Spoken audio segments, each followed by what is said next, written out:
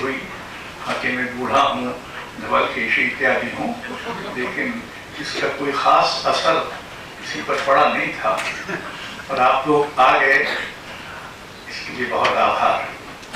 जो बाधाएं आई हैं उनके लिए हम जिम्मेदार नहीं, हमें पता भी नहीं था कि ऐसी बाधा यकायक आ जाएगी। तो ये तो जिंदगी में यही होता है, यकायक कुछ बाधा आ जाती है। आप में से बहुत लोग यहाँ ऐसे हैं जो कृष्णा सोबती को जानते रहे होंगे और मेरा ये सौभाग्य था कि मैं उनको जानता था और जानने के अलावा उन्होंने मुझ पर बहुत भरोसा किया। वो कहानी नहीं बताऊंगा, लेकिन संक्षेप में ये कि रजा फाउंडेशन को उन्होंने 1 करोड़ रुपए का दान दिया। एक दिन मुझे बुलाया फोन करके कि आप दफ्तर कितने बजे जाते हैं? कितने बजे जाता हूँ? कहेंगे हमारे यहाँ होके करिए।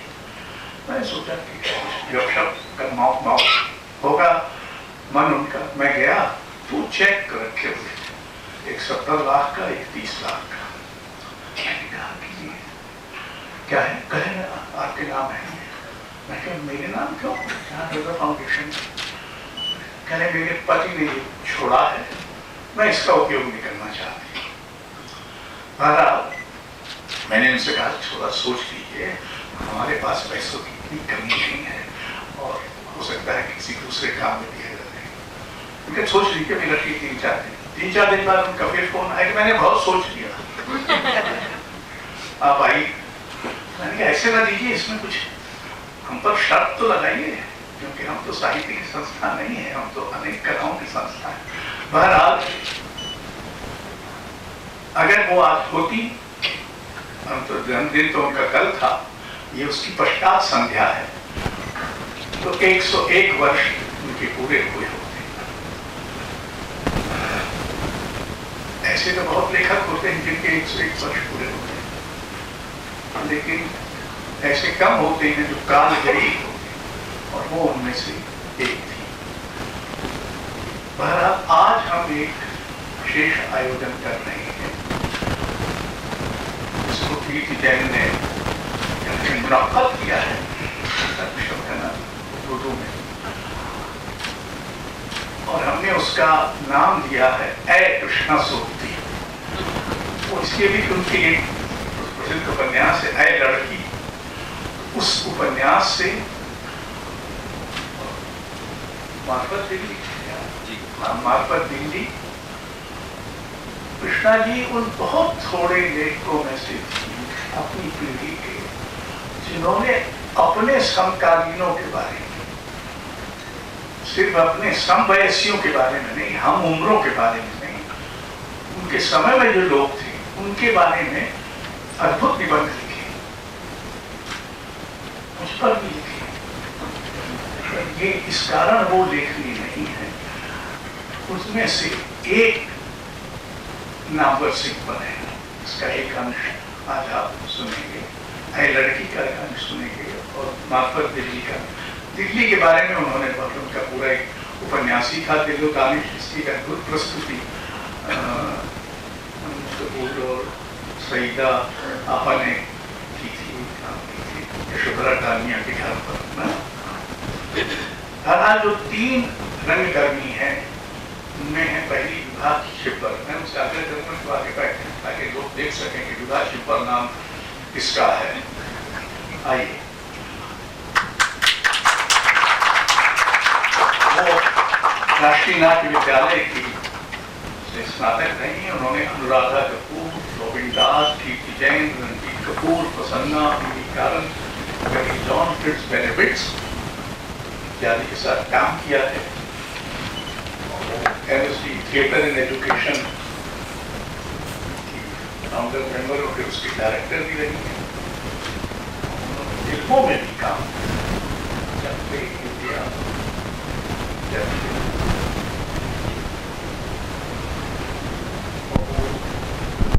उन्होंने कुछ फिल्म अभिनेत्रियों को बोलना सिखाया। सुंदरियां अच्छा नहीं बोलती, ठीक है, उन्होंने बोलना सिखाने की कोशिश की। उनमें कटरीना कैफ और दीपिका पादुकोण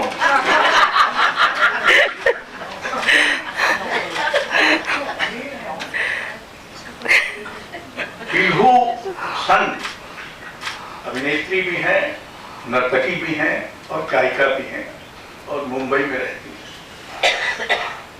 उन्होंने कई रंगकर्मियों के साथ काम किया है। रसिका आगाशे, प्रसन्ना हेगड़े, देवेंद्र दुबे, विभा छिब्बर, सुकांत गोयल और महादेव सिंह। उनकी यात्रा में, फोटोग्राफी में, शास्त्रीय संगीत में और पाक शास्त्र में दिलचस्पी है। उसका कोई नमूना आज हम पेश नहीं कर पाए। तीसरे अभिनेता होंगे आज डॉक्टर दानिश इकबाल, जो अभिनेता भी हैं, निर्देशक भी हैं और पढ़ाते भी हैं। वो भी राष्ट्रीय नाट्य विद्यालय और royal central school of drama के भूतपूर्व छात्र रहे हैं और वो एक तरह से बहुरूपिया है इस मायने में कि वो एक्टिंग में, फिल्म मेकिंग में, राइटिंग में और टीचिंग सब में निष्णात हैं। और उन्हें Charles wireless India trust award, Mohan Rakesh award और उस्ताद बिस्मिल्लाह खां जुआ पुरस्कार मिला है। उन्होंने भी फिल्म में काम किया है, फराज, इत्यादि, और धुरंधर 2 ये भी कोई फिल्म नहीं है और NSD की गेस्ट फैकल्टी में हैं। तो अब मंच आपके हवाले है। कृष्णा सोपती।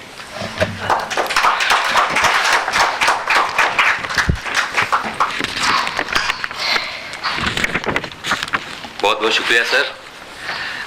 ये हमारी खुशकिस्मती है कि हम सब लोग यहाँ इस मंच पर हैं और जैसा सर ने कहा कि हम लोग आज कृष्णा सोपती जी को सेलिब्रेट कर रहे हैं, उनकी लेखनी को।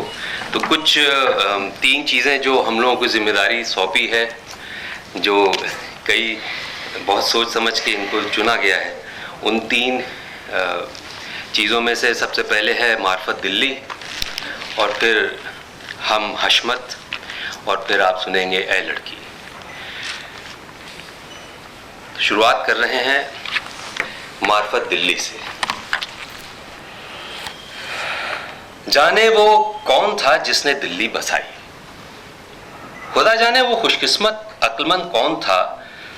कोई सम्राट, सुल्तान, बादशाह, शहंशाह, शहजादा, महाराजा, राजकुमार, साधु, सन्यासी, पीर, फकीर या कौरव पांडव का पुरखा, जिसने जमुना जी के किनारे इस धरती पर पहली बार पांव रखा और चारों दिशाएं देखकर किसी शुभ मुहूर्त में मन ही मन धार लिया कि कुछ भी हो, इस दमदार सजीली धरती पर ऐसी बस्ती बसाऊंगा कि ये हरियाली और चिरागों से सदियों सदियों धड़कती फड़कती रहे, आबाद रहे।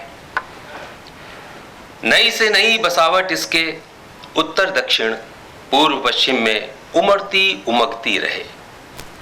एक दिल्ली की रौनक देख दूसरी दिल्ली की नींव पड़ती रहे। साहबों, इतिहास साक्षी है कि न दिल्ली में जीती जागती जगमगाहट की कमी रही, न खंडहरों की। तवारीखी गलियारों में दुश्मनों को खदेड़ते पछाड़ते, हारते जीतते दिल्ली ने ऐसी जबरदस्त हस्ती हासिल की कि सैनिकों को नागरिक बनाकर शहर बसा दिया और खुद महाबली नायक का रुतबा हासिल कर लिया। हिंदुस्तान के विशाल चैनल पर इसी दिल्ली का महाभारतीय धारावाहिक सदियों तक चलता रहा है। सच्चाई ये भी कि शहर दिल्ली अपनी ताकत से नए आख्यान जोड़ता चला गया। इसके तवारीखी सरमाए में न जाने कहां के बहादुर योद्धाओं का योग है। यहां के शहर दर शहर अपनी कुर्बानियों से इज्जत आबरू बनाते रहे और मनचाही बस्तियां बसाते रहे। सदियों यहाँ के मौसम को गले लगाते रहे।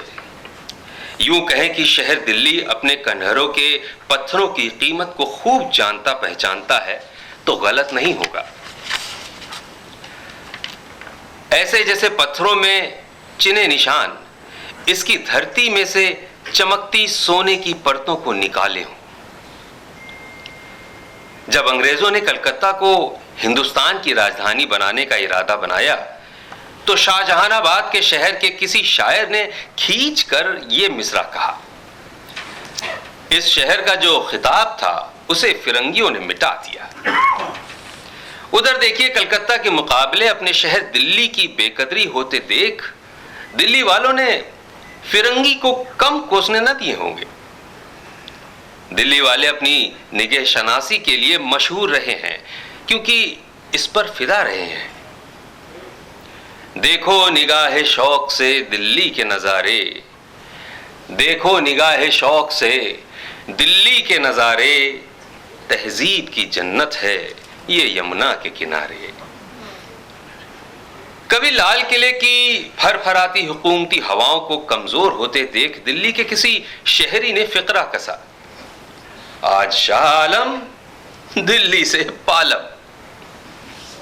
हजरत ने शाह आलम से सिर्फ पालम की तुकी नहीं मिलाई होगी, वक्त के आर पार भी देख लिया होगा कि अगली सदी में दिल्ली के 305 गांवों में से गांव पालम ही उस हकीकत में बदलेगा जो सदी के बाद अंतरराष्ट्रीय हवाई अड्डे के नाम से मशहूर होगा। वो तो पुराने वक्तों की बात है। अब न दुनिया से दूरी कोई दूरी है और न नजदीकी इतनी कि कारवां पर कारवां। दिल्ली की ओर बढ़ते रहे तब भी दिल्ली दूर थी और अब भी दिल्ली दूर है। क्या सचमुच दिल्ली दूर है? दूर तो है, मगर कहां से? काबुल, कंधार, बगदाद, ताशकंद, समरकंद, गजनी, जमरूद, पेशावर और लाहौर से भला दिल्ली कितनी दूर है? हवाई सफर से तो ये रही। दूर तो तब हुआ करती थी जब फौजों की चढ़ाई घोड़ों पर हुआ करती थी। अमला और असलाह पैदल पार किया करता था दर्रों और दरियाओं को।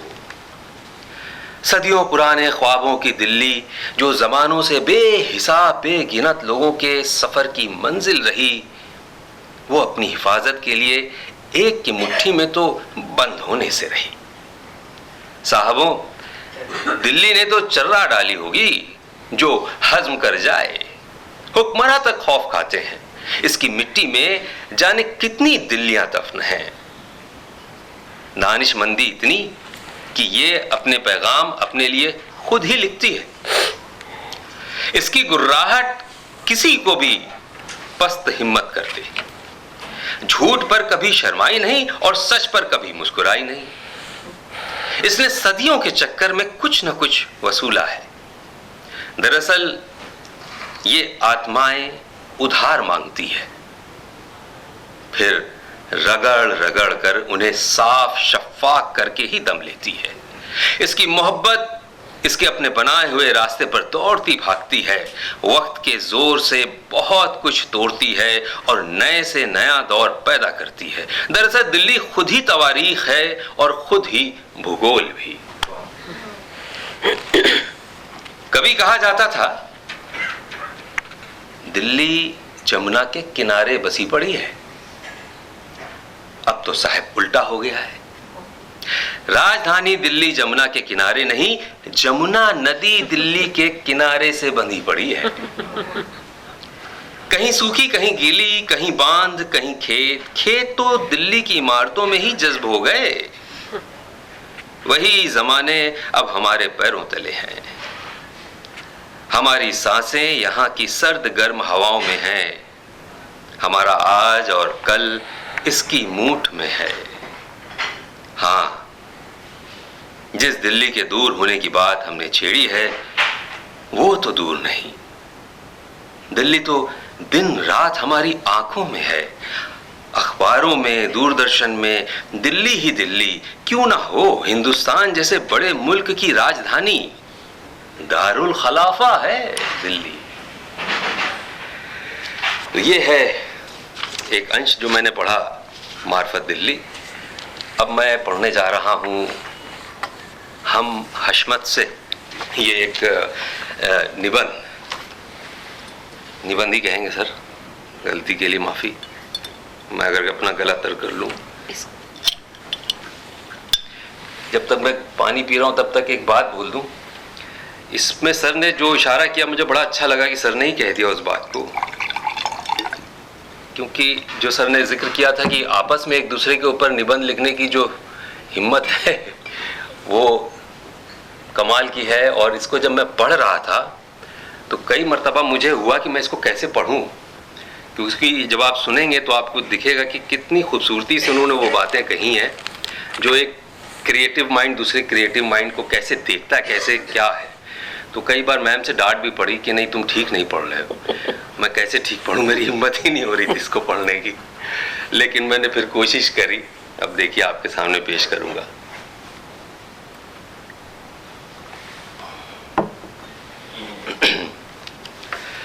कह रहे हैं कि हम हशमत से नामवर सिंह, कौवे की चोंच लपलपाती आग में क्यों झोंकी जाए। दोस्तों, मशहूर तो यह है कि नामवर सिंह हिंदी साहित्य मंच के आलम आरा हैं। आबदार खादी की पोशाक और रखरखाव में बनारसी ठस्सा, बनारसी अदा, कद काठी भी ऐसी कि हिंदुस्तान के किसी भी हिस्से में राष्ट्रभाषा हिंदी की नुमाइंदगी कर सकें। एक अखिल भारतीय प्रतीक नागरिक के रूप में इल्मो अदब का अनोखा ठस्सा और बाकायदा पुरुषोचित श्रृंगार से लैस, हाथ में गुटवादी गुटका। यार, लोगों का कहना यह भी है कि नामवरी चेहरे से भान तो यही होता है कि उस्ताद यखनी पी पी कर बड़े हुए हैं। पेशानी पर संतोष की झलक भी कुछ ऐसी कि देखने वालों को मगजों वाली ठंडाई याद हो जाए। सोचे तो कुछ अतिशयोक्ति भी नहीं। भाई, बनारस वालों का नामवरी अखाड़ा राजधानी में मशहूर तो है ही। दिन ब दिन मुलायम होते दिल्ली के संवरे सहजे बुद्धिवादी उस्तादों और इज्जत तलबों की जमात में नामवर खलीलुल्लाह से बने फिरते हैं। शख्सियत का नमक उस लड़ाकू पीढ़ी की याद दिलाता है जिसने देश की स्वाधीनता के लिए विदेशी सत्ता को चुनौती दी थी। इस ऐतिहासिक संदर्भ में नामवर की पीढ़ी एक साथ 3 जमानों के तजुर्बों का अर्क निचोड़े हुए है। गुलामी, आजादी और आजादी के बाद वाले बदलाव की खुशगवार खुशौकाती। सच तो यह है कि यह एक मिला जुला रसायन है। नामवर की पीढ़ी ने जो चमत्कार देखे और सहे हैं, उनका एक सिरा गुलामी और आलमबरदारी से जुड़ा है और दूसरा उस जादुई माहौल से जो सिर्फ आजाद होने के बाद ही महसूस किया जा सकता है। जिस पीढ़ी के सफर में ये लंबे ऐतिहासिक सिलसिले आ जुड़े हों, वो बेशक अपने आगे वाली कतार से जरूरत से ज्यादा चौकन्नी और सजग हुआ करती है, शक्की भी। ऐसी पीढ़ी के ठाट बाट और टीम टाम भी अपनी ही तरह के होते हैं। दोस्तों, शराब के प्याले में छलकती मुक्ति की लहर को देखा तो नहीं जा सकता, महसूस जरूर किया जा सकता है। गुलामी का दंड और जंजीरों को तोड़ने की अदायगी ही वो सुरूर है जो इस पीढ़ी के सिर पर चढ़कर बोलता रहा है। वही इनके मिजाज में भी जज्ब हो चुका है। रहा इनका क्लासिकी शिकारवाद, सो वो भी जा जुड़ा है आशियानों और शामियानों से, इन्हीं के खूंटों से बंध चुका है समाजवादी कुंभीवाद और चुम्मीवाद। किस्सा कोता ये कि विपरीत दृष्टि पर परचम उठा आलोचक पूरे साहित्य समाज पर अपना दबदबा बनाकर रख सकता है। आलोचक चाहे कि लेखक को संत होना चाहिए तो वो किसी को भी वियोगी हरि बना दे। वो चाहे उपन्यासकार को चिंतक होना चाहिए तो उसे परमहंस होने का वरदान प्रदान कर दे। कहना होगा कि नामवर भी इसके अपवाद नहीं। कुछ परहेज और कुछ एहतियात के साथ नामवर ने भी अदबी अराजकता को रोकने और फैलाने के लिए नए प्रतिमानों वाला मठ स्थापित किया है। आधुनिक तर्ज की बौद्धिक ड्योढ़ी बैठाई है। इस संदर्भ में नामवर के कद्रदानों की गिनती बेहिसाब है। उन्हें कितनों ने बेवफा समझा होगा, इसका कोई सच्चा झूठा चिट्ठा हम आपकी खिदमत में पेश ना कर सकेंगे। मोटे तौर पर इतना ही कि नामवर के जितने व्यापक विस्तृत आलोचकीय क्रियाकलाप, उतनी ही दस्तकें उनके बौद्धिक दरवाजे पर, उतनी ही आहटें फुसफुसाहटें उनके कानों के बाहर। इतना कह दें कि नामवर के सुसंस्कृत साबूत व्यक्तित्व में हिंदी साहित्य के नायक और प्रतिनायक की छवि एक साथ देखी जा सकती है। ऐसा नहीं कि वे अपनी सामर्थ्य से बेखबर हैं, लेकिन काबिले गौर बात यह कि नामवर होने की प्रतीति को वे गुरूर से नहीं, गर्व और गरिमा से संजोए रहते हैं। हम उनकी जुबान से गर्वोक्तियां भी कभी नहीं सुनी।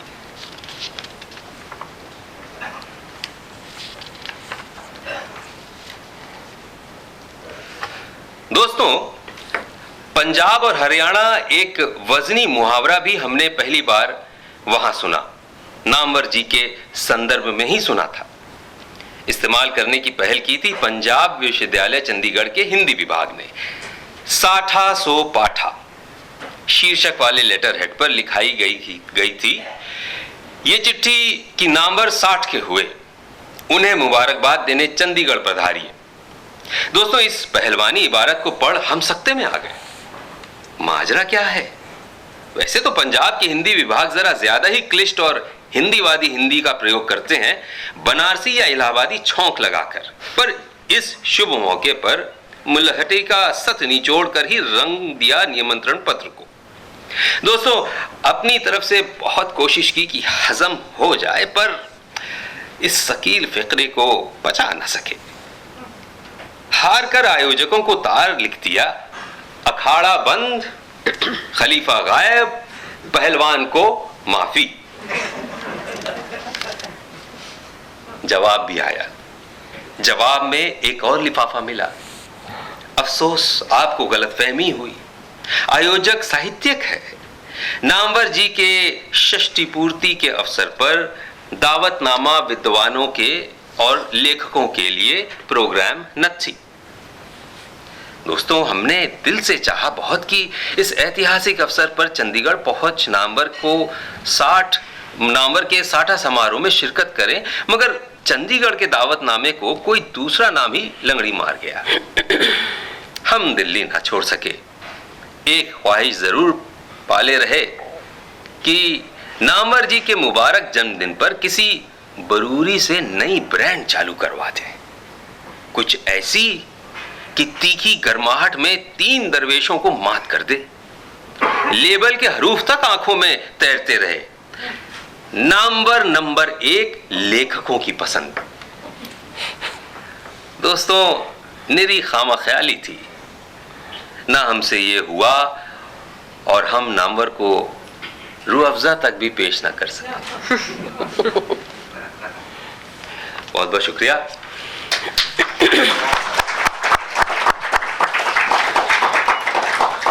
अब शमा इनके सामने है और हम सब मिलके कृष्णा स्तोत्री जी की जो नॉवेल है ऐ लड़की, उसका पाठ, उसके कुछ अंश पढ़ेंगे। जी।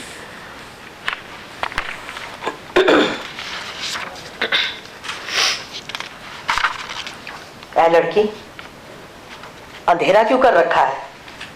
बिजली पर कटौती? क्या सचमुच ऐसी नौबत आ गई? अम्मी, घर की सारी बत्तियां जगी हैं, टेबल लैंप अलग से। तो क्या मैं रोशनी को अंधेरा कहने लगी हूँ? नहीं नहीं, अभी मेरे होश हवास दुरुस्त है। हाँ, तुम्हें अंधेरे में चांदी के सांप दिखते हो तो बात दूसरी है।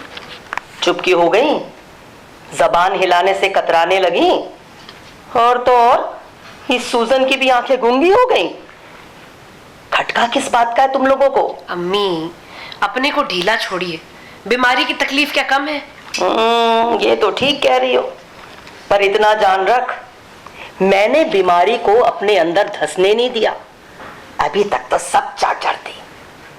अच्छा ये बताओ, तुम क्यों नीली चिड़िया बनी बैठी हो? अम्मी, मेरी देहरी की सांकल तो खुल चुकी, दरवाजे पे खटखट हुई नहीं कि मैं बाहर। अगर सुन लड़की, मैं मजबूती से अड़ी हुई हूं। रोग बीमारी मनुष्य के बड़े दुश्मन है, अपने तन मन तक की नजदीकी चाक कर डालते हैं। लड़की, इस कमरे में बीमारी का छिड़काव हो गया है, पुराना रख रखाव ओझल। धूप जला दूं? ना, तुम्हारी सूजत कहां गई? ये मरीज का कमरा है, पूजा घर थोड़ी है। हाँ, गुलदान में गुलाब लगा सकती हो, सुगंध आती रहेगी। भला कहाँ देखे थे ये बड़े बड़े सुर गुलाब? याद ही नहीं आ रहा। कहीं दिमाग पर तो पपड़ियां नहीं जम गई? अम्मू, ये फिक्र करने वाली बात नहीं। फूल तो आंखों के सामने आते ही रहते हैं, हर जगह याद रहे ये जरूरी तो नहीं। दवाओं ने अंदर खलबली मचा रखी है, मैं भ्रांत हो गई हूँ। पर ये तो बता लड़की, तुम में ये बदलाव कैसा? तुम्हारा हुंकारा पहले जैसा नहीं रहा, आवाज की चिकनाई गायब होती जा रही है। हाँ, अम्मू कुछ ठंडा है पीने को? बात बदल दी ना। चलो, ये भी मंजूर है, कुछ भी दे दो जो तुम्हारे भंडारे से निकले। मेरी बात सुन लड़की, रिश्ते अब अदल बदल हो गए हैं। बेटी होकर तुम मेरी माँ बनी हो और मैं अच्छा चल छोड़, वो जो मेरा मरीज है ना। कौन अम्मी? वही डॉक्टर। मुझे मेरी बीमारी समझ आ रही है और उसे नहीं। देहात्म का निस्तारा तो किसी ना किसी बहाने हो नहीं है। फोन बजता है। किसका फोन था? चाचा के यहाँ से था। अरे खुलासा तो कर लड़की, मेरे की तुम्हारे चाचा? छोटे चाचा थे। मेरे देवर ही ना, मुझसे बात ही करवाई होती। अब ये तुम्हारे चाचा ज्यादा हो गए हैं और मेरे देवर कम। मम्मू, चाचा आप ही का हाल पूछ रहे थे। मेरी बीमारी की बात सबको बढ़ा चढ़ा कर तो नहीं बता रही। मैं जब ब्याह कर आई ना तो छोटा सा था, 4-5 का रहा होगा। किसी नटखट लड़की ने मेरी गोद में बिठा दिया। आप शर्माई? मैं तो थी दुल्हन, पर वो तो बच्चा था, नन्हा सा मेरा देवर। बस मैंने सहलाकर चूम लिया। बड़ी मन भावन घड़ी थी वो। देख देख लड़कियां बड़ी बूढ़ियां हंस हंस गई। मेरी गोद सुगुनों से भर गई, नारियल, बादाम, छुआरे। वैसे बूढ़े बीमारों का हालचाल पूछना हफ्ते में एक बार भी काफी होता है ना? अभी तो मैं कुछ देर हूं, मेहनत से कमाया हुआ जिस्म है, गुलते गुलते भी वक्त लगेगा। सुन रही हो ना? जी। लड़की, बूढ़ों के लिए ना दिल में जगह रहती है ना घर में। मैंने तो पूरा कमरा घेर रखा है, बाद में फर्श बिछाकर अपना संगीत रख लेना। अम्मू, ऐसी बातों की क्या जरूरत है? कुछ नहीं, यूं ही फड़फड़ा रही हूं। तुमने मेरा पिछला वक्त निभा लिया, अच्छा किया। माँ बनकर मैंने तुम्हें दूध पिलाना था और तुमने बेटी बनकर पीना था। लड़की, ये बंधन मेरे हाड़ मांस का नहीं, आत्मा का है, एक दूसरे से गुथा हुआ। पर जाने क्यों तेरा मन का अलग जा पड़ा है। अम्मू ऊँघ जाती है, छोटी सी नींद से जागकर। सो गई थी मैं, आंखों के आगे तुम्हारे नानी का मुख झिलमिलाता रहा। जाने कितने बरसों बाद माँ सपने में दिखी, वही उसका हरा मूंगिया जोड़ा और ओढ़नी में से झांकता उसका स्तन। लड़की, उस दिन की तो बात लगती है जब माँ बैठी छोटी बहन को दूध पिला रही थी। बच्चा हो गोद में तो समझो तीनों लोग एक मिश्री के कूचे में। हाँ, माँ को खुराक खानी पड़ती है, बच्चा सब खींच लेता है। पर इस चमत्कार का तुम्हें क्या पता, इसकी जानकारी किताबों में नहीं मिलती। दीवारों को देखते चले जाने से उन पे तस्वीरें नहीं खिंचती। कहाँ से? मैं तुम्हें चुभा थोड़ी रही हूँ, सखी सहेलियां भी तो ऐसी बातें कर लेती हैं। मैं किसी से ऐसी बातें ना करती हूँ ना सुनती हूँ। कैसे सुनोगी? सब सपाट है, बेहद।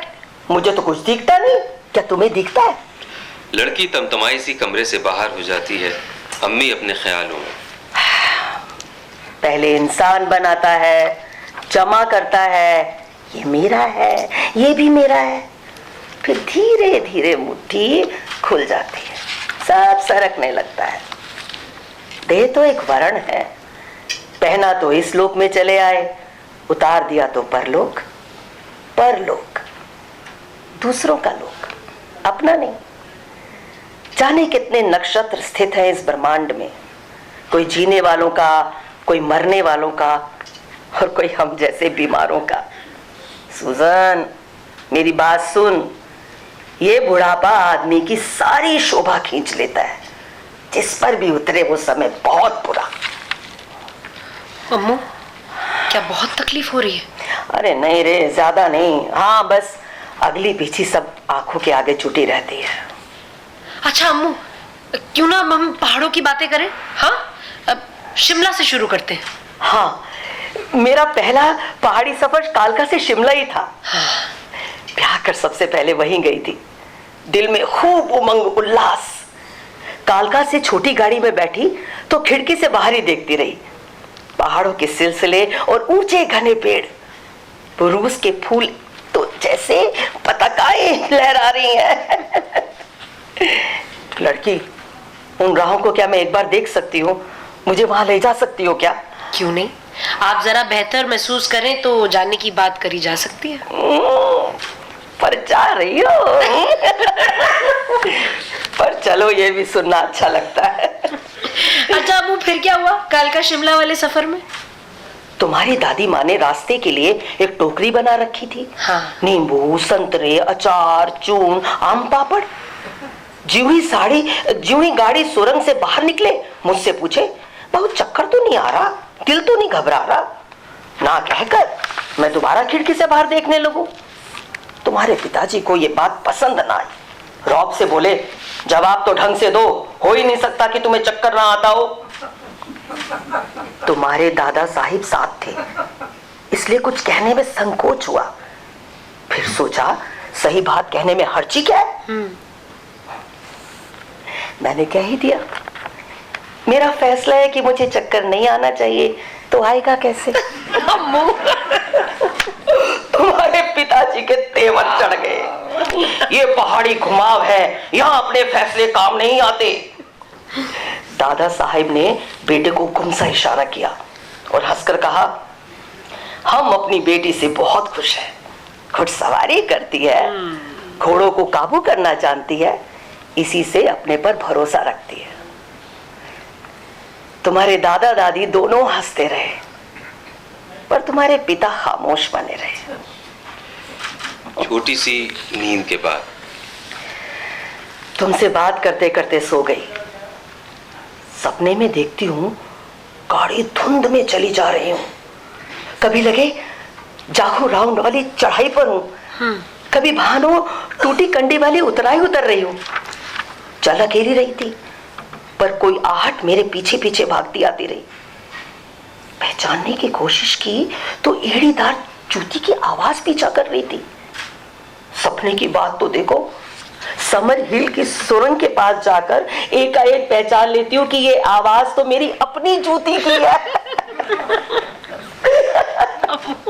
मेरी बड़ी पुरानी जूती थी, शादी के बाद तुम्हारे पिताजी ने चीनी शूमेकर से बनवाई थी। क्रीम रंग, उसका हल्का सा चमड़ा, रेशम जैसा नरम, छोटी सी एड़ी, चलने में ऐसी हल्की कि आंख झपकते ही मशवरा पहुंच जाए। लड़की, मैं चलती भी बड़ा तेज हूं। नारी, कभी चलती थी, अब कहां? जरूर अहंकार किया होगा, सामने आ गया। अम्मू हाथ से बिस्तर टटोल कर, मेरा फर वाला कोट कहाँ है? पहने हुई थी ना मैं, ऊपर की सीट पर तो नहीं पड़ा? ढूंढो ढूंढो उसे, मेरी पसंद का कोट है। इसकी फर तुम्हारे पिताजी किसी भोटिया से लाए थे, मिला? जी जी, आपकी अलमारी में पड़ा है। तुम लोगों ने मेरे सामान को अभी से इधर उधर करना शुरू कर दिया है, बुरी बात है ये। सुजन, कैबिनेट से मेरी ऐनक निकाल कर लाओ, मेरे दांत भी ब्रश से साफ करके दो। भला तुम्हें इसका ख्याल क्यों नहीं आया? मरीज के लिए तुम्हारी ड्यूटी है ना। देख रही हो ना लड़की इसकी लापरवाही।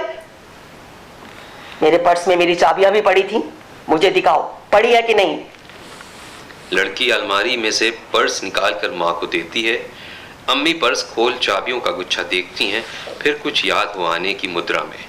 इसमें मेरी गिन्नियां भी थी। अम्मू निश्चिंत रहिए, लॉकर में पड़ी है। अम्मू गहरी सोच में आंखों से कमरा टटोलती है। एक बात तो बता लड़की, बहुत दिनों से तुम्हारे पिताजी को नहीं देखा, कहाँ है? अम्मी आप थोड़ा आराम कर लीजिए, हाँ? फिर कल सुबह की चाय बनाएंगे। चाय पियो लंबी आयु जियो, चाय कंपनी का ये नारा मुझ पर खरा उतरा है, इसी का प्रताप समझो कि अब तक हूं। अच्छा देखो, मेरी उम्र के पहले 18 बरस उसको अलग निकाल दो, तब तक तो पीती रही दूध। उसके बाद दिन में 4 प्यालों के हिसाब से गुना करके ये निकालो कि इस औरत ने कुल कितने प्याले चाय पिया, बताओ। पता नहीं अभी कितने प्याले और बाकी हैं। अम्मू आपकी पसंद का रिकॉर्ड चला दूं? ना, पहले दूसरा प्याला बनाओ। सुबह की चाय किसी संगीत से कम नहीं है। पानी हो ठीक खौला हुआ, प्याला हो गरमाया हुआ, केतली में पत्ती हो जानदार, फिर इसमें मीठी सुरलैट कौन सी। अम्मी जी आपको तो चाय कंपनी का इनाम मिलना चाहिए था। अरे मुझे मिल चुका है। हाँ, नुमाइश के कूपन पर डब्बे मिले थे लिप्टन ग्रीन के। लड़की, मेरे रसोई घर में कई फेर बदल आए, पर चाय वही लिप्टन ग्रीन। बच्चों, ये बरकत जीने वालों की है। जब तक जीते रहो पीते रहो पीते रहो, बाद में तो लवारिस पड़ा रह जाएगा। केतली से चाय उंडेलते लड़की का हाथ थम जाता। ना ना ना, रोको मत। प्याले को अधूरा रखना ठीक नहीं, इसकी भी कोई इज्जत है। दूसरों को पिलाता है पर खुद पी नहीं सकता। सोचो, जिस घड़ने वाले ने इसे पहली बार घड़ा होगा तो क्या पता होगा कि उसने क्या बना डाला। लड़की, प्याला बना ही इसलिए है कि उठाओ और पी जाओ। जब तक पी सकते हो पीते रहो पीते रहो। कहाँ से? एक बार और कर लीजिए, एक बार और। फिर क्या हो जाए? मजाक उड़ाती हो? अरे मुझे बीमार समझकर टोंचती हो, बहुत बुरी बात। अरे नहीं अम्मी, ऐसे ये ना भूलो कि तुम अपनी माँ से बात कर रही हो, फोन पर टॉफियां नहीं बांट रही। किसी को हंसकर, किसी को मजाक से, किसी को शौकी से। बारीकी से सोचो तो तुम अपने आप में हो क्या? तुम सी तो नानी दादी बन चुकी हैं, अपने दिल में अब भी नई नवेली बनी रहती हो। तुम इन दिनों किस बात की इंतजार में हो ये मैं बहुत अच्छी तरह से जानती हूँ। यही ना कि माँ जाए और फुर्सत हो जाए। इतना बता दो कि खुद मुख्तियारी चलाओगी किस पर? तेरी पंक्ति में कोई भी नहीं है, ना किसी की माँ, ना किसी की दादी, ना नानी। लड़की, तुम हो वनस्पति कुछ खास तिनका। जो कह रही हूं वो समझ तो रही हो ना? ए, कुछ अनुचित नहीं कहा, ठीक ही कह रही हूं। ये बात किसी और तरह से नहीं कही जा सकती। कहां जा रही हो? झुंझलाई रहती है, जाने क्यों। 2-4 जन काम करने वाले हैं, फिर भी यही कि मैं थक गई हूं, थकी हुई हूं। मेरी बीमारी कोई काम बना रखा है। मैंने तो इसे उम्र भर रात को सोते नहीं देखा, न संग न साथ। किताबों में वक्त निकलता है, ऊपर से अदा देखो, अकेले होने का भी अहंकार। तुम क्या सुन रही हो? किसी की बात नहीं सुनते, मैं अपने से फोन कर रही हूं। अच्छा सुनो सुजन, मेरी वो सिलाई वाली पिटारी में से सुई धागा निकाल के ले आ। अच्छा नहीं नहीं नहीं नहीं, उसे रहने दे, मुझे ऊन की लच्छी दे दे। लेटे लेटे गोला बनाती रहूंगी, अगर कुछ ना किया तो मेरी उंगलियां ऐसे ही जड़ हो जाएंगी। लड़की, हाँ अम्मू? तेरे हाथ सो रहे हैं, उंगलियां नम हो रही हैं। अरे ये क्या अम्मू, बदन तो तप रहा है। दर्द बड़ा ही सख्त। लड़की, ये मौत बड़ी कटखनी है, अगला पीछा सब वसूल लेती है, बीच में कुछ नहीं छोड़ती। कांटों पर बिछी है मेरी पीठ, घाव बड़े गहरे हैं, अब और जाने क्या उभारा है। सूजन, करवट देकर देख तो सही, क्या नया उत्पात उठा है। सलाख के आसपास पस तो नहीं भर गई? अरे इतना बड़ा उभार मवाद से भरा है, डॉक्टर साहब को जरूरी है बताना। क्या मुंह आपने पहले क्यों नहीं बताया? चुप रहो, मेरा मुंह ना खुलवाओ। ये सब देखने की ड्यूटी सूजन की थी, तुम्हारी थी। सूजन बिस्तर बदलती रही है, सच्चा झूठा चार्ट लिखती रही। बुखार मुझे कल भी था। अम्मी जी, गलती हमारी है, माफ कर दीजिए। मैं कुछ ना कहूंगी, डॉक्टर साहब आप ही तुम्हारा कान खींचेंगे। दूसरों के बस में पड़ा मरीज मौत से पहले ही मरा हुआ होता है। लड़की, लगता है मेरे अंदर की नमी सूख चुकी है, मेरी मछली तड़प रही है। हाँ तो अम्मू, फल का रसा या शीरा? अपना वही स्तोत्र गान हलवा। तो फिर गरीब इसके डलेगी ना। हाँ, मेरे मुंह से छीन लिया लड़की, मैं भी यही कहने जा रही थी। हम दोनों का सुर कहीं ना कहीं मिला जरूर है। चल नदियों की ओर, नदियां सागर की ओर, प्राण मुक्ति की ओर। जाने अभी कितना रास्ता बाकी है और कितनी देर है। ये तो पड़ाव ही ठहरा। नींद में जैसे कोई बारिश की आवाज सुनता है ना, ऐसे कोई बीता वक्त सुन रही हूं।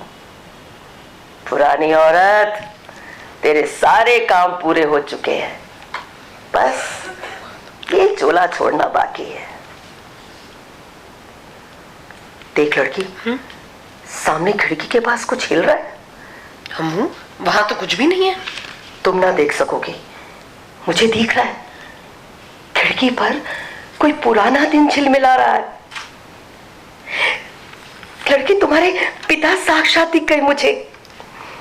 गोदी में लेटा बच्चे को कभी शहद चटा रहे हैं, कभी अंगूर का रस टपका रहे हैं, कभी अनार का एक दाना होठों पर ऐसे छुआ रहे हैं जैसे दुनिया में इस लीला के आगे कुछ और हो ही ना। लड़की, ये माया छलावा नहीं, ना ना, जीना और जीवन छलना नहीं, इस दुनिया से चले जाना छलना है। कोई हाड़ मास का जीव जो शेष हो जाने के बाद पेड़ के पकेले रसीले आम खा सके? नहीं रे, कोई पंचभूती बच्चा नहीं जो ऐसा कर सके। लड़की, ये दुनिया बड़ी सुहानी है। हवाएं, धूप, छांव, बारिश, उजाला, अंधेरा, चांद, सितारे, इस लोक की तो लीला ही अनोखी है, अद्भुत।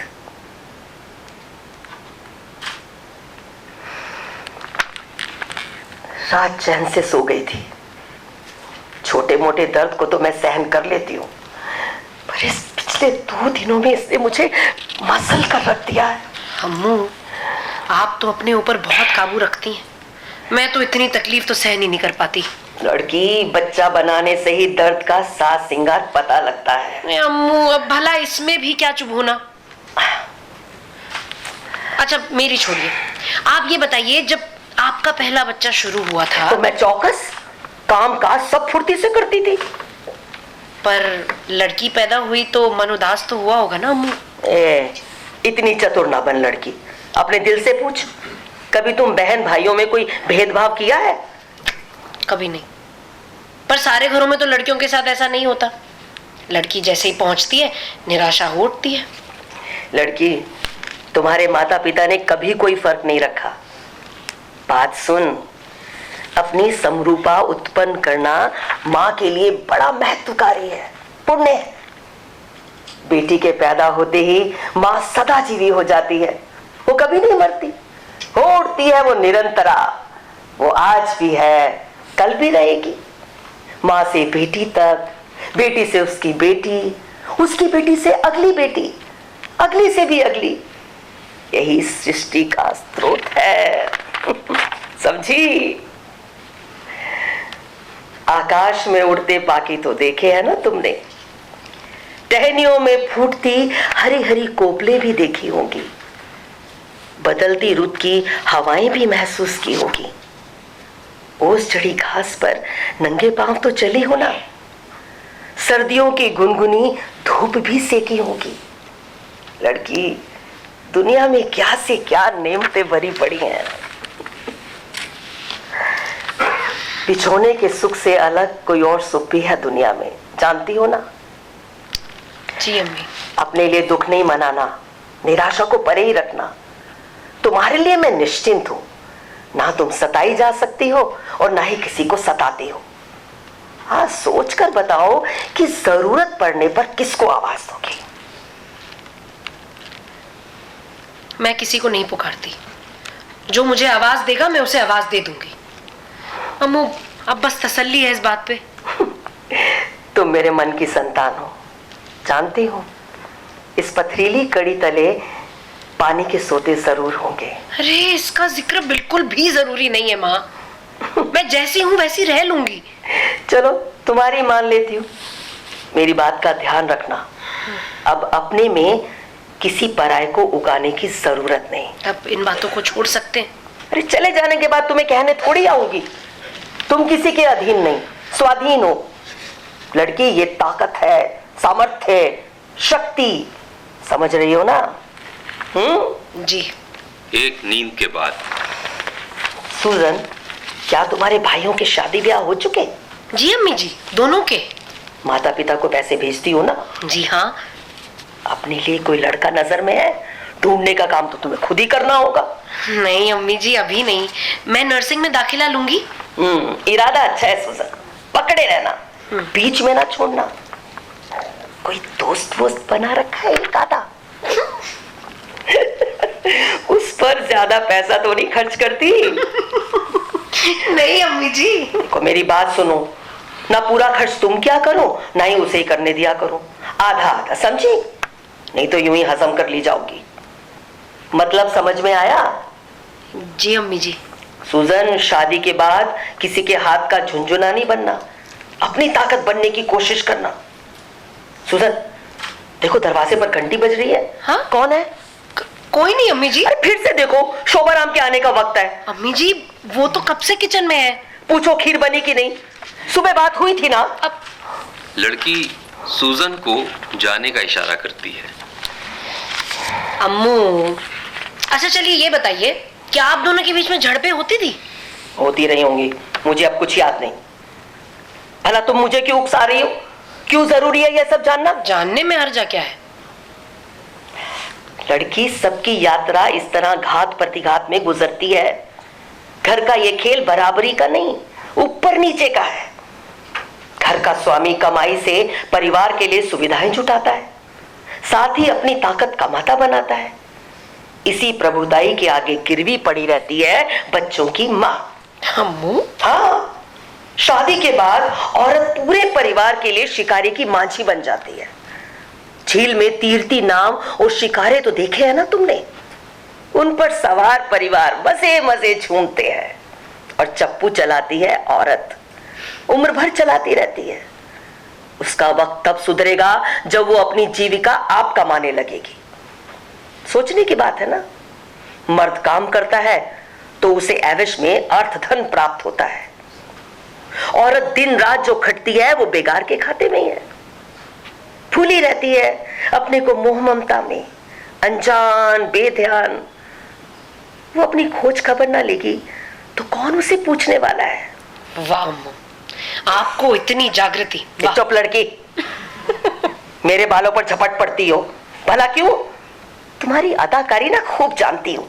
यात्रा मेरी और निचोड़ तुम्हारा। खिड़की की ओर देखकर, ये भारी पर्दे बदल दो ना, ताजा हवा अंदर आने दो। और लड़की, कुछ देर ना मुझे चुप रहने दो, मेरे अंदर मेरी अपनी गठरी खुल रही है। अम्मू आंखें मूंद लेती है। देर बाद लड़की को सामने बैठे देख, फिर यहीं बैठी हूँ? ये तो बताओ, तुम क्या कर रही हो इस दुनिया में? एक खतरा ही दिखा दो जो तुमने इस जन्म में अर्जित किया हो। तुम्हारी अपनी पूंजी क्या है, ऊपर से सरमाया जांच रही हो। मैं उधर जा रही हूँ। नहीं नहीं नहीं, बैठी रहो, मेरे पास बैठी रहो। तुम्हारी रुचि की बात करूंगी, वक्त थोड़ा है। अच्छा इतना तो बताओ मुझे, तुम खड़ी कहाँ हो? किस मोड़ पर हो? पंक्ति में है कोई? भाई बहनों के दरवाजे के बाहर हो तुम? अम्मू फिर वही बात। लड़की बीच में ना टोको, बात को साफ होने दो। सुनो, बेटा बेटियां, नाती नातिन, पुत्र पौत्र, मेरा सब परिवार सजा है, फिर भी अकेली हो। और तुम उसी प्राचीन गाथा के बाहर हो जहां पति होता है, बच्चे होते हैं, परिवार होता है। ना भी हो दुनियादारी वाली चौखट, तो तुम भी अपने आप में तो आप हो। लड़की, अपने आप में आप होना परम है, श्रेष्ठ है। चलाई होती ना परिवार की गाड़ी, तो अब तक समझ गई होती कि गृहस्थी में सारी शोभा नामों की है। ये इसकी पत्नी है, बहू है, माँ है, नानी है, दादी है, फिर वही खाना पहनना कहना। लड़की वो नाम की महारानी है, सब कुछ पोंछ पांछ के बिठा दिया जाता है अपनी जगह पर।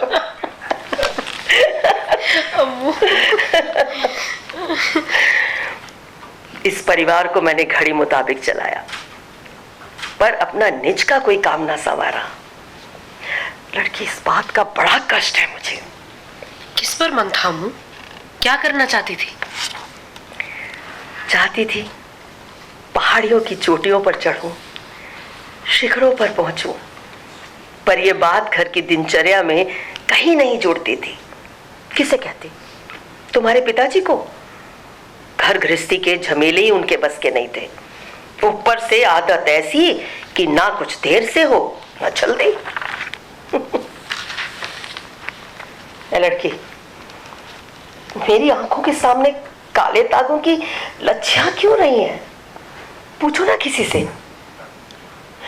तुम लोग मुझे तंग क्यों कर रहे हो? खींच दो, पर्दे उठा दो, हवा आने दो, जल्दी करो, मेरा दम घुट रहा है। चुप क्यों हो? मेरी बात सुनो ध्यान से। मैं तितली नहीं मांग रही, अपना हक मांग रही हूं। मुझे दे दो, ताजी हवा में सांस ले दो मुझे।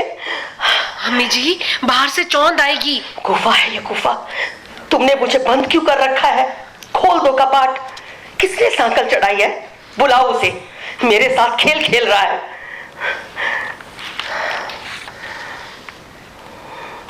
लड़की, मेरी आंखों में तो जलन हो रही है, धुआं उठ रहा है, भला क्या हो रहा है? आंखों पर जैसे कोई कुहासे का लेप कर रहा है, मुझे ठीक से दिख नहीं रहा। अम्मू, इससे आराम मिलेगा। क्या रख रही हो मेरी आंखों पर? मलाई की फाहे हैं अम्मू। इधर आओ जी। मेरे पास। जैसे मेरी आंखों को पहुंचा रही हो, ऐसी ठंडक तुम्हें कभी मिली? हाँ, मां से सच सच कहना। देर तक कमरे में मौन लटका रहता है। अम्मू एक एक कर अपने से बेखबर। जाने पूर्णमासी कब है, नया चांद कब निकला था? बताओ तो सही, मैं तुमसे पूछ रही हूँ। मुझे तिथियों के बारे में कुछ नहीं पता। तभी ये गठरी अपने कंधों पर उठा रखी है तुमने। फेंक दो इसे, फेंक दो, परे फेंक दो। लड़की, समय को खाक ना बना, संभल जा, पानी ढलान पर है। लड़की कमरे से बाहर चली जाती है। सुजन, सुजन देख तो सही, घंटी बजी है, कोई आया है? वो बीबा बाबा होंगे, मेरे पोता पोती। अम्मी जी, वो लोग तो अपने ननिहाल गए हैं। हाँ, अपनी नानी का दिल लगाने ही तो। अम्मी सो जाती हैं। आंखें खोलते ही अम्मी कमरे की पहचान करती हैं। लड़की को पलंग के पास खड़ा देख तीखी आवाज में, कौन हो रही तुम भला? तनी हुई आती और दंदनाती हुई निकल जाती हो।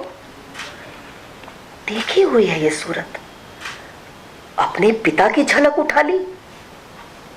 लड़की, उनमें अहंकार जरा ना था और तुमने अहम की पोटली दिमाग में डाली हुई है, इसलिए किसी से कुछ बांटा नहीं। लड़की दबे पांव कमरे से बाहर चली जाती है। सूजन, देखना तो जरा, अलमारी पर एक गुल्लक पड़ी है, मेरी नातिन की है, इधर उधर मत कर देना। और वो खूंटी पर ना सीलम की लच्छी डाल रखी है मैंने, पोती के लिए गुड़िया बनाऊंगी, बाल लगाऊंगी और चुटला पहनाऊंगी। ए, कुंजल मत बाहर डाल देना। खिड़की के पट क्यों बज रहे हैं? हाँ, ये रह रख कर किसका आंचल लहरा रहा है? अरे ये तो मेरी ओढ़नी है। पकड़ लो से, पकड़ लो कसकर, नहीं तो आंधी में उड़ जाएगी। लंबी गहरी नींद के बाद अम्मू हड़बड़ा कर उठती हैं। सुन रही हो ना गाड़ी की आवाज? स्टेशन दूर है पर इंजन की आवाज धड़धड़ाती हुई यहां तक पहुंच जाती है, धंस जाती है मेरे अंदर। जब तुम्हारे पिताजी चला चले की तैयारी में थे तो सुबह सुबह 4 बजे वाली गाड़ी की आवाज सुनकर चौंक कर उठ बैठते। मैं चुपचाप देखती रहती, उनसे पूछा कभी नहीं। क्या पूछती? एक रात ऐसे ही थर्राती आवाज पर उठे और सिरहाने पर कोहनी टेक मेरी ओर झुके। सुन रही हो ना ये आवाज? ये आवाज मुझे उदास कर जाती है। मैं चुप, क्या कहती? यात्रा पूरी होने पर आती है तो जाने क्या दिल को खटखटाता है। आधी रात अम्मी जग कर। सूजन, बताओ तो सही, घड़ी में क्या बजा है? रात के 2 बजे हैं अम्मी जी। ये रात मुझे सरकती मालूम नहीं होती। मेरे गले का कुछ करो, जाने क्या हो गया है। काम धंधा कोई है नहीं, बस बड़े बड़े बातों में पिछले वर्षों को फलांती जाती हूँ, जैसे कोई गाड़ी भागी जा रही है। जो दिन रात बढ़ जाते हैं ना, मुझे लेटे लेटे वैसी ही भाषा है कि अब माँ बेटी भी ना अब अलग हो गए हैं। देखो लड़की, माँ की ज्यादा याद नहीं करना, उतनी ही जितनी जरूरी है। कुछ दिन बाहर लगा आना, थकी हुई हो। क्या सूजन को रखे रखोगी? नहीं अम्मू। और रसोईया? वो भी जाएगा ही। दोनों में से किसी एक को रख सकती हो। मुश्किल ही होगा। फ्रिज में सब्जी, दूध, दही, पनीर पड़ी हो तो ज्यादा दिक्कत नहीं, पकाने परोसने में वक्त ताजा होता रहता है। जी। तुम भी तो कुछ सोच रही होगी ना आगे का? सभी कामों के लिए बहुत देर हो चुकी है लड़की, अकेले कैसे करोगी? जैसे भी निकल जाए अम्मू।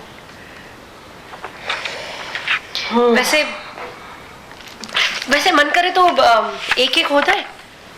हाँ? लड़की नींबू निचोड़कर बर्फ डालती है और गिलास भरती है। अम्मी एकटक निहारती रहती हैं।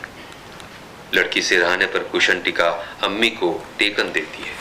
अम्मू, ग्लास थाम सकेंगी? हाँ, पकड़ लूंगी। हाँ, लीजिए फिर। Cheers! लड़की, हम कहीं ना कहीं कभी ना कभी मिलेंगे जरूर, एक दूसरे को पहचान लेंगी। इतनी बड़ी दुनिया है, इसमें भूल नहीं हो सकती। माँ कहीं भी हो, बेटी कहीं भी हो, माँ कोई भी हो, बेटी कोई भी हो, माँ बेटी तो माँ बेटी रहेगी, रहती दुनिया तक। लड़की रुलाई रोक देर तक माँ की ओर देखती रहती है, फिर लंबे क्षण तक गिलास में के तरल को और गहरा घूंट भरकर गिलास ताजा कर लेती है।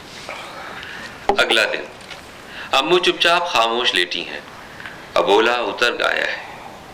हाथ की चूड़ियां उतार तकिए के नीचे सरका देती हैं।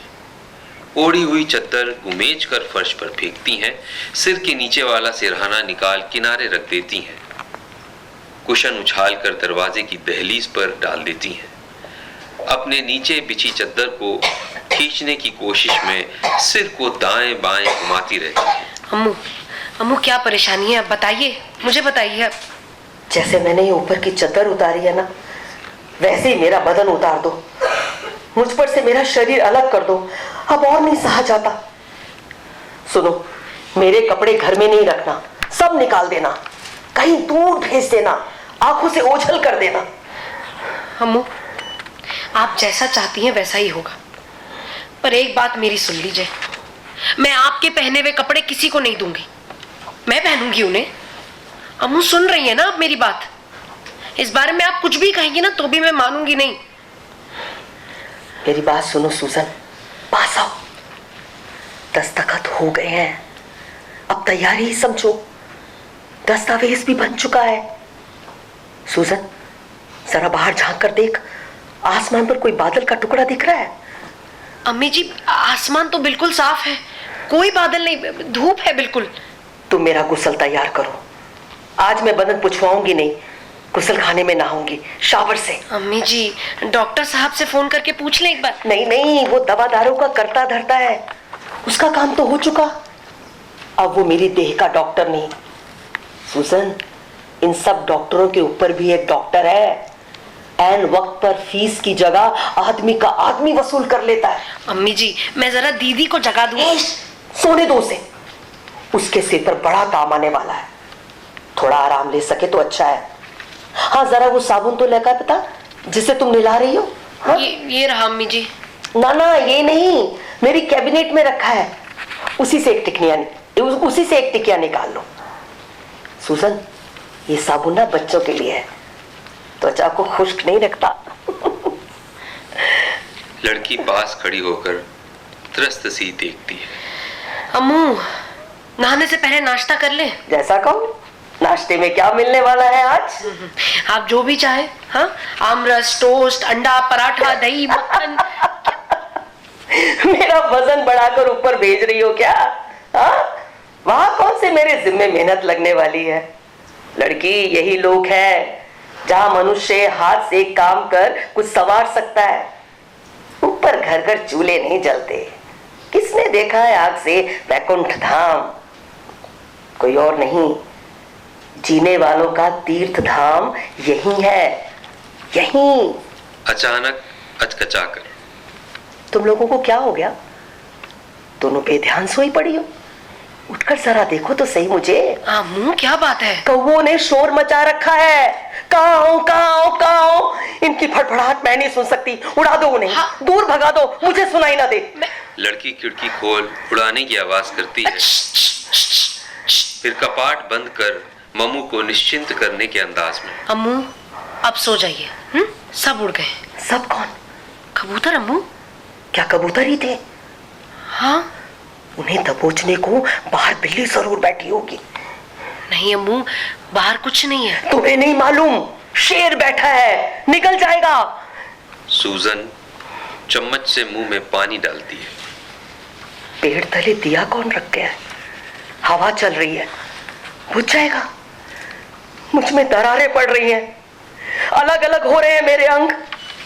ये झमझमाते नीले चेहरा वाला कौन है? क्या मुझे लेने आया है? जल्दी से मेरे बेटे को बुलाओ, मेरे पास आओ बेटा, मुझे विदा करो। सुजन, अंधेरा क्यों कर रखा है? मेरे पांव के नीचे से सीढ़ी मत उठा, मैं आप सीढ़ी चढ़ूंगी। ए ठौली, मेरी सफेद जूती लेकर आना, मुझे मशवरे तक जाना है।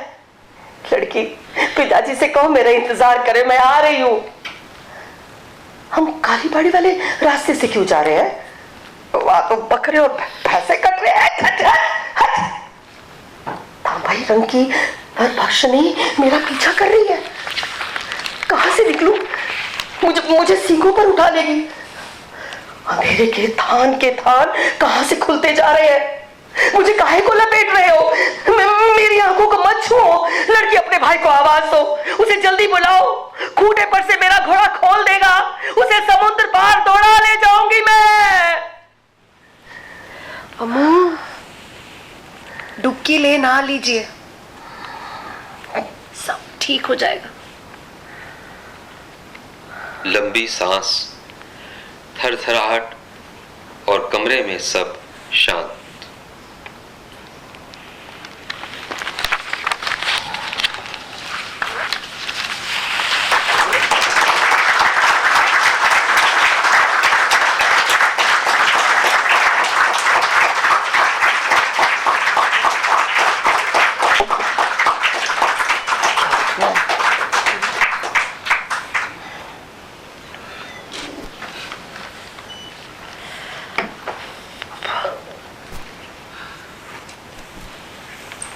मित्रों, इतनी मार्मिक और प्रभावशाली प्रस्तुति के बाद कुछ और कहना व्यर्थ होगा।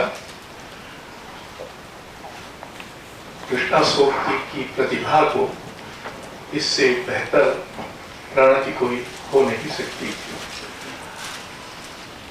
बहुत बहुत आभार आप सबका।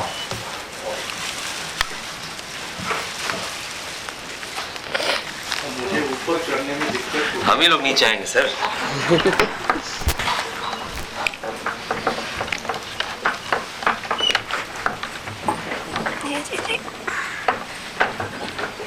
चलिए चलिए चलिए चलिए। अरे आपने पढ़ा। अरे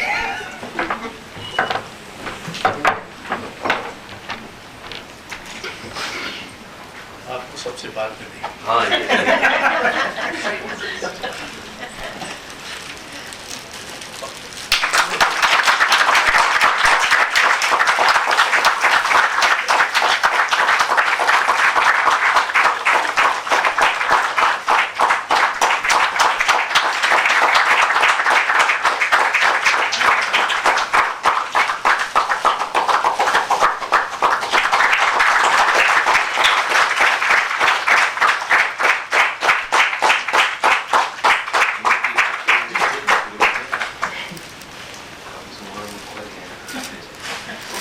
उम्मीद है जब आप लौटेंगे तो बाधाएं नहीं होंगी।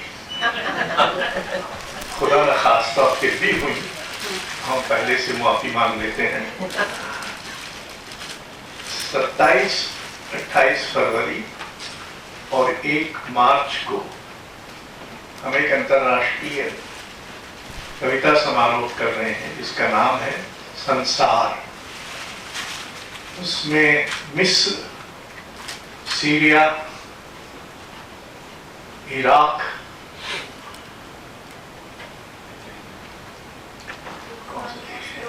लिथुआनिया, स्लोवेनिया, इटली और अर्जेंटीना, इन सब से कवि और कवियत्रियां आ रहे हैं। बहुतों का वीजा अभी भी लटका हुआ है और हम उम्मीद कर रहे हैं कि वो आएंगे। तो 3 दिन तक उनका काव्य पाठ है। 27 की शाम को, 28 को पूरे दिन और 29 को लंच तक। हर कवि हर कवि 45 मिनट तक अपनी कविताएं पढ़ेंगे हिंदी और अंग्रेजी अनुवादों के साथ।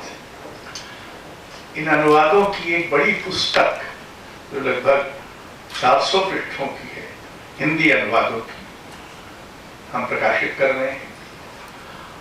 हमने 13 चित्रकारों से आग्रह किया कि वो इन कविताओं से प्रेरित रेखांकन बनाएं, जिनमें मनु पारीक, अतुल दोदिया, गोपी गजवानी, मिठू सिंह, अखिलेश, हर्षवर्धन इत्यादि हैं।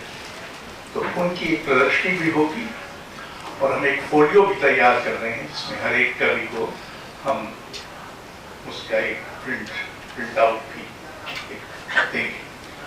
तो आप सब आमंत्रित हैं। 2 दिन चाय और लंच हमारे लोग से होगा। तो अगर आपको बहुत असुविधा न हो तो आइए, और तब ये भाव बाधा नहीं होगी। आपकी इच्छा के अलावा और कोई बाधा नहीं।